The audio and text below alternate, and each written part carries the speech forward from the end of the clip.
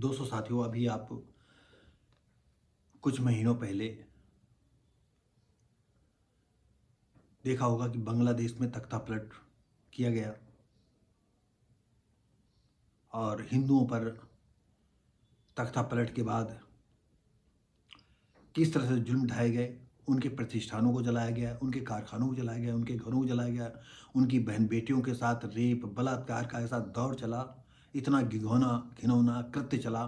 और सबसे बड़ी बात, बांग्लादेश की सरकार के पुलिसकर्मी, मिलिट्री शासन, राजनेता सब लोगों ने मिल करके किया। और फिर भी वो समाज आज खड़ा है। कैसे खड़ा है? सबसे बड़ी बात ये आती है, एक देश के पुष्पेंद्र कुशवाहा हैं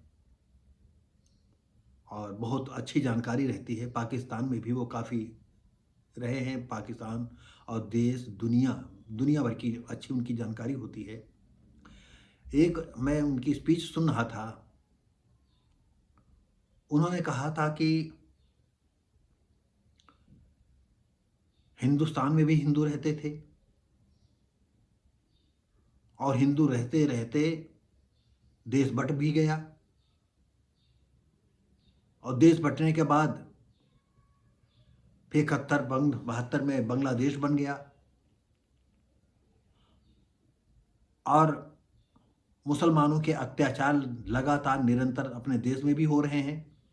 और मुसलमानों के बीच में जितने हिंदू परिवार रहते हैं वो या तो घर बेच करके जा रहे हैं या धन परिवर्तन करके वहाँ रह रहे हैं। और यही हाल पाकिस्तान में हुआ, यही हाल बांग्लादेश में हुआ और यही हाल म्यांमार में हुआ था, जबकि वहाँ की बौद्धिस्ट लोग एकमत हुए और वहाँ पर म्यांमारियों को भगाया। जिस तरह से उनकी बहन बेटियों के साथ वो बलात्कार करते थे, रेप करते थे, जबरदस्ती निकाह कर लेते थे। तो पुष्पेंद्र कुशवाहा ने एक वक्तव्य में कहा था कि आखिर क्या कारण है। यहाँ भी पूजा पाठ करते थे, पाकिस्तान में करते थे और बांग्लादेश में भी करते रहे। जहाँ हिंदू होते हैं वही घंटा घड़ियाल बजाना, वही पूजा पाठ करना, लेकिन फिर भी इनका जो है, इनको सताया जाना, इनको मारपीट करना, इनको बेदखल करना, इनके घर पर कब्जा करना, ये चल। तो इसका मतलब कुछ और सोचना पड़ेगा। कब सोचोगे? पुष्पेंद्र कुशवाहा ये खुल करके नहीं कहते हैं, मैं कहता हूं कब सोचेंगे? ना सोचो, बिल्कुल ना सोचो। जैसे ही पाकिस्तान बट गया, बांग्लादेश बन गया और वैसे ही एक दिन पश्चिम बंगाल भी अलग हो जाएगा। ऐसे ही देश के और कई टुकड़े होंगे, लेकिन न घंटा बजना बंद होगा, न पूजा पद्धति बंद होगी, न तुम्हें जागना होगा। बातें मेरी थोड़ी सा टेढ़ी मेढ़ी हैं, लेकिन बिल्कुल सही हैं। कारण क्या है? ये सवर्णों की अदूरदर्शिता, सवर्णों की स्वार्थ लिप्सा है। जो देश के उनको चिंता नहीं है, उनको अपनी चिंता है, अपने समाज की चिंता है। हर कीमत पर उनको सवर्णगिरी चाहिए।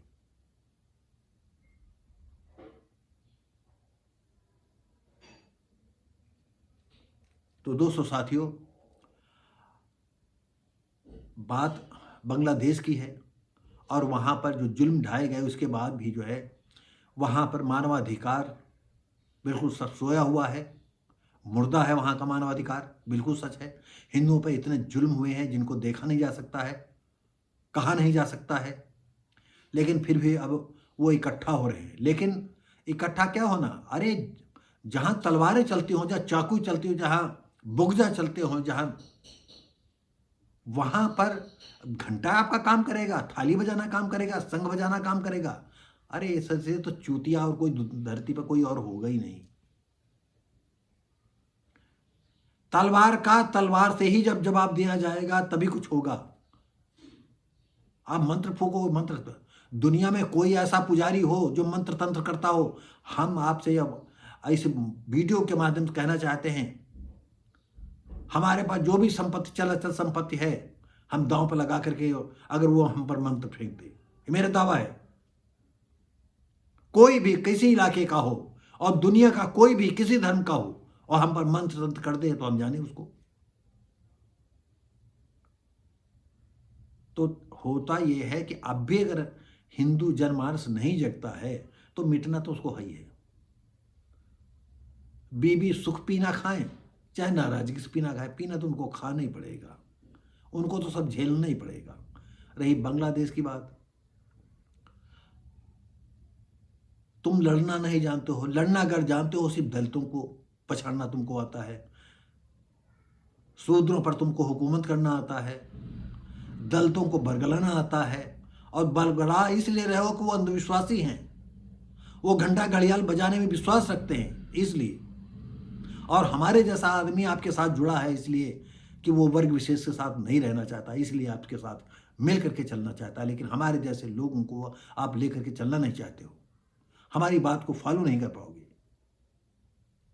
तो दोस्तों साथियों, आइए फिर हम चलते हैं प्रतिवेदन में बांग्लादेश की स्थिति पर गहरी चिंता जताते हुए वहां सत्ता परिवर्तन के बाद मजहबी कट्टरपंथियों द्वारा हिंदू समाज और अन्य अल्पसंख्यक समुदायों को पर बर्बरतापूर्ण अत्याचार जो किए गए उसकी निंदा की गई इकट्ठा होकर।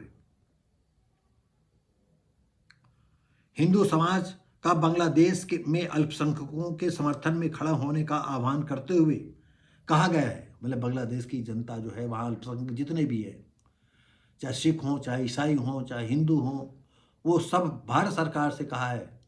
पता नहीं भारत सरकार के पास क्षमता है कि नहीं है, हम तो नहीं जानते भाई।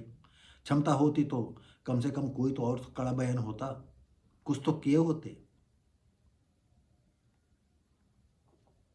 उनके मानवाधिकारों की रक्षा के लिए एकजुटता बहुत जरूरी है, बिल्कुल जरूरी है। जब एकजुटता हो जाओगे, और जो समर्थ होता है वो कहते हैं समर्थ को नहीं गोश्त दे दो साईं। समर्थ न्याय करे या अन्याय करे उसको कोई दोष नहीं होता, सब न्याय होता है। इसके लिए बैठक में बांग्लादेश सरकार पर दबाव बनाने की रणनीति तय की गई है। प्रतिवेदन में बांग्लादेश के हिंदुओं के साहस की प्रशंसा की गई है। जिन हालातों में वहां हिंदू अत्याचार का सामना कर रहे हैं वो सराहनीय। भाई तुम सराहनीय आओ, तुम क्या करोगे और क्या कर सकते हो? अरे वो मरते ने क्या करते हो, कैसे जिए हैं, कैसे जी रहे हैं, तुम सराहना पीठ सब दबाओगे, तुम्हारा काम यही है। जहां वर्ग विशेष को देखते हो तुम्हारी टट्टी ढीली हो जाती है और कोई मतलब नहीं। तब भैया दादा कहते हो, दलितों को देखते हो तो बस जूता लात तुम्हारा सूझता है, उनको घर गिराना सूझता है। हर अधिकारी चाहे किसी विभाग में हो, दलित को देख भल लिया नहीं कि उनके जो है रोए खड़े हो जाते हैं। ये देश की असली हिंदू की कहानी है ये। तो दोस्तों साथियों, यदि आपको वीडियो अच्छा लगता हो तो लाइक शेयर कमेंट करें, सब्सक्राइब करें, बेल आइकन दबाएं। हम मिलेंगे आपको अगली वीडियो में। वो सच है कि कुछ कड़वी मीठी अब हम नहीं चाहते हैं। कुल मिलाकर के ये हम भी हिंदू, हम तो नास्तिक आदमी हैं, हमें धरती पर जितने भी धर्म है किसी से कोई लेना देना नहीं है। लेकिन जो समाज में वैमनस्यता पैदा करता है, जो नकली विचारधारा रखता है, हम उसके साथ नहीं हैं। और जो बर्बरता पर विश्वास करता है, जो 72 हूरों का ख्वाब देखता है, मैं भी उसके साथ नहीं हूँ। और किसी धर्म के अंधविश्वासी विचारधारा को हम नहीं स्वीकार कर पाते हैं। तो दोस्तों